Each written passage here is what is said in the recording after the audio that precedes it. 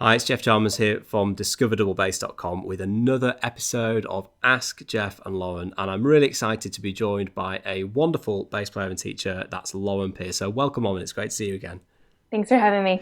Well, as always, we're answering your questions about double bass playing, and if you have one that you want to ask us, and if you want to join the conversation and discuss today's video, you can do so by leaving a comment below the video that you're watching. So let's get straight into it, and I've got a question for you here, Lauren. Now, this question comes from Rachel, and she's saying, I've just come back from holiday and I've lost all the strength in my left hand after a few weeks without playing. Has anyone got any suggestions for how to keep the strength without having the instrument or getting it back faster, when you get back? So what do you think about that, Lauren? It's something that we all face when we go on holiday, isn't it? Absolutely. Yeah. I mean, I don't think it's necessarily about keeping your strength up while you're away, because I don't think that there's a way for you to emulate that aside from just taking the bass with you. Yeah. And when you're on holiday, you probably need the holiday. So just take the holiday, no matter how long it is. But I think it's more about how to get back into it when you get home. And I think the answer to that is just very slowly and carefully, but also, keep pushing yourself. So when I come back from a break, whether it's just a couple days or a couple weeks, what I do is I start off by saying, okay, I'm just going to practice and do some technique stuff and some warm-up stuff. And I'll practice for maybe 30 minutes to an hour. Depending on what your max amount of practicing is, that's gonna change. But so what I do is maybe start with 30 minutes, and then the next day I'll bump it up to an hour. And then the next day I might do like 2 sessions of 45 minutes. You get the idea. And I think people either want to go too quickly or want to go too slow, and that both leads to not great results. So when you get back into it, if you go too slow, then your technique, I think, will go back down. Your strength will go down. But if you go too quickly, then you could hurt yourself.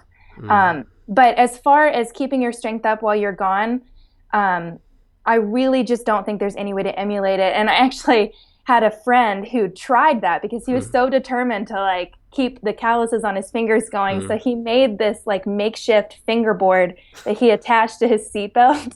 And it didn't do anything, and it looked ridiculous, but he kept it on there for a while. I tell you, you wouldn't want to be involved in a car accident if you had a bit of double bass sticking into you from the seatbelt, and you also don't want to spend your holidays in a car, plucking on a replica double bass. Yeah.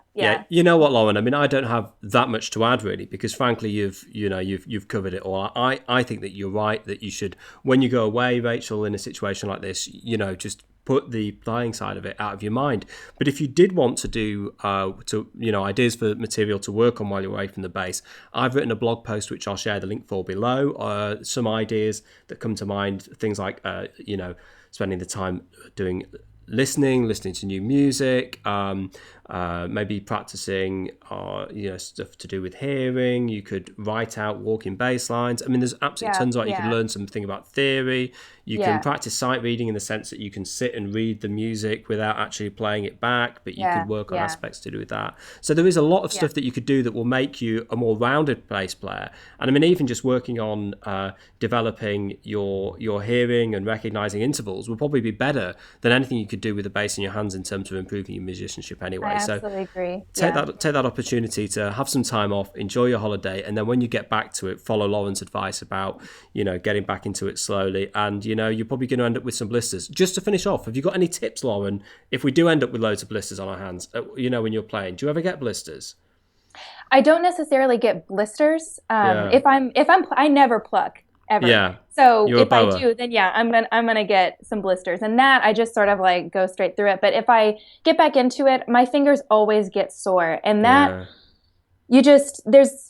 there's a point where you can work through it, and sort of if I tend to work through those sore fingers, then I'm usually okay in a day or two. But if I go too quickly and my fingers get really sore, like if they get bruised, then I will have to stop. So that's another reason for you to just take it slow, but keep going. Yeah, absolutely. Yeah, I like that advice.